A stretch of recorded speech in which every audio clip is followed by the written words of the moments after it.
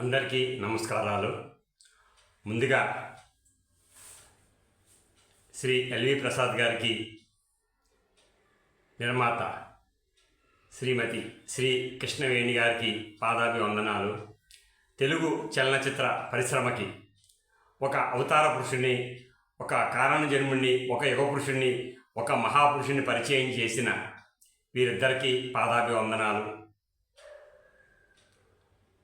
1949 November 24వ తేదీ నాడు విడుదలైన మన దేశం అద్భుతమైన దేశభక్తి చిత్రం.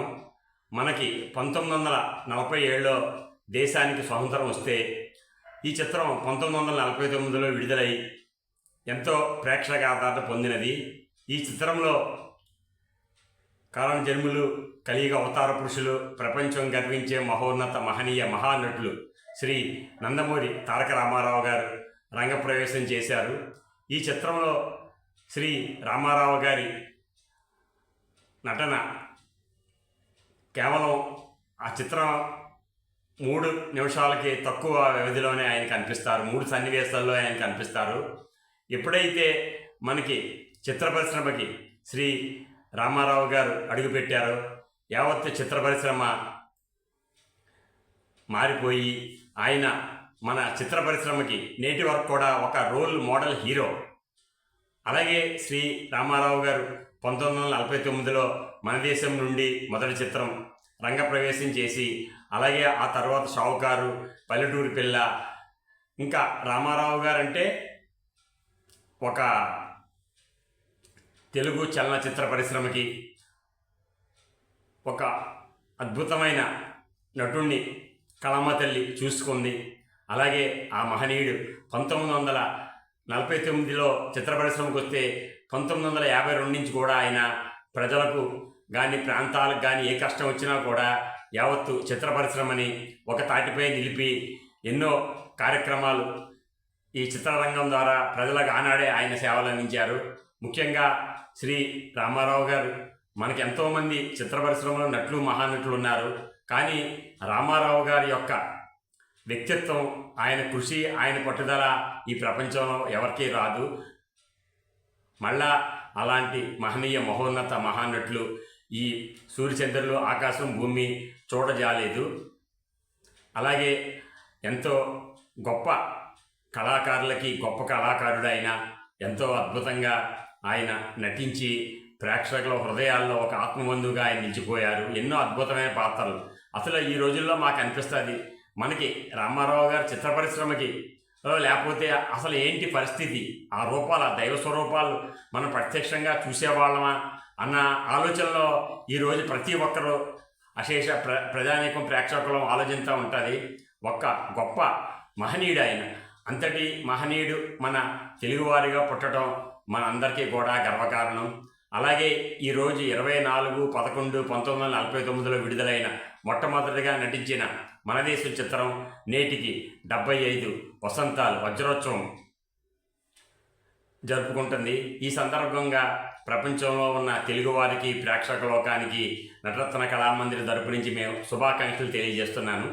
అలాగే శ్రీ రామారావు గారి గొప్పతనం, ఆ చిత్రం విడుదలై 45 సంవత్సరాలు అయినా కూడా ఎప్పుడూ కూడా రామారావు గారు నిత్య నూతన నటుడు. ఆయన ఎన్నో అద్భుతమైన చిత్రాలు, అసలు మనకి కొన్ని పాత్రలు రామారావు గారే చెయ్యాలి అన్న రీతిలో ఆయన నటించడం జరిగింది.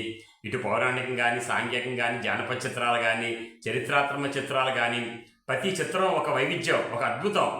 ఆ మహనీయుడు చిత్ర పరిశ్రమలో ఉండగా ఎంతోమంది కళాకారులకి ఆయన అవకాశాలు ఇచ్చి, తన సొంత బ్యానర్ మీద ఎంతోమంది కళాకారులకి ఆయన అవకాశాలు ఇచ్చి వాళ్ళ ఉన్నతిగా ఆయన ఎంతో తోడ్పడ్డారు, కృషి చేశారు. అలాగే శ్రీ రామారావు గారు 16 చిత్రాలకు ఆయన దర్శకత్వం వహించడం జరిగింది. అలాగే దాదాపు 30 చిత్రాలకు ఆయన నిర్మాతగా వ్యవహరించారు. ఎన్నో మనకి కేంద్ర ప్రభుత్వం అవార్డులు కానీ, ఒక నటుడిగా, ఒక దర్శకుడిగా, ఒక కథా రచయితగా ఎన్నో అవార్డులు కూడా సొంత చిత్రాలకి రావడం జరిగింది.